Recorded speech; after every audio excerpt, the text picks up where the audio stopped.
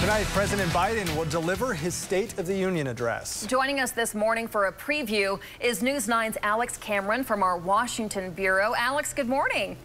Well, good morning to you both. Happy to be back in Washington this week. It was great being in Oklahoma last week, but it is going to be a very busy week here. I know, got to hit the ground running. First question for you, Alex. What are the big topics you expect the president to address in the speech tonight? Well, I think, if you'd asked me that question just a couple of weeks ago, it certainly would have been a focus on, his domestic agenda, things that he thinks have gone well in the past year, job creation, low unemployment rate, that sort of thing. But there's no question that now the major focus of this speech is going to be Ukraine and the world's response to what's happening in Ukraine, the sanctions on Russia.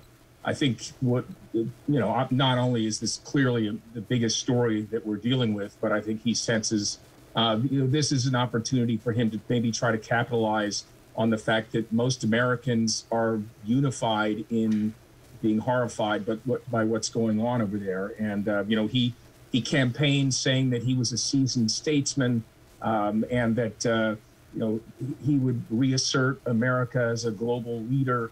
And so I think that that's a theme that he will capitalize on quite a bit tonight. But he will still talk about his domestic agenda. We'll see whether he uses the phrase "Build Back Better" or avoids that, since it's been so unpopular and hasn't gone anywhere even with Democrats. But we'll talk about parts of that agenda that maybe he still hopes to revive and get passed in some form later this year. But so certainly Ukraine will be number one, and then his accomplishments domestically after that. Alex, I'm just looking at some polls from 538 here. It looks like since the president was elected, he had pretty high approval ratings, particularly among Democrats. Those have since dropped pretty low. What does he have to say, in your opinion, tonight to help bring those up or convince the American people that he's the man for the job? Well, yeah, I mean, his approval ratings were relatively strong through the summer, but I think he started to see this kind of precipitous drop as the whole withdrawal from Afghanistan took place. And then it's been kind of a steep decline.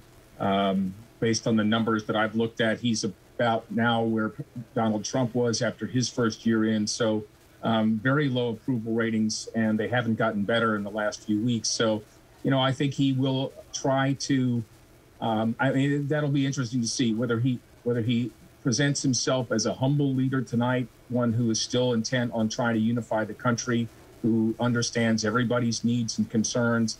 As I said, again, I think he'll try to talk about America being united against what's going on in Ukraine, and hopefully get some traction out of that. But certainly no one speech is going to change things. But I think that the administration is certainly hoping that tonight can be the beginning of a turnaround in his very poor polling numbers.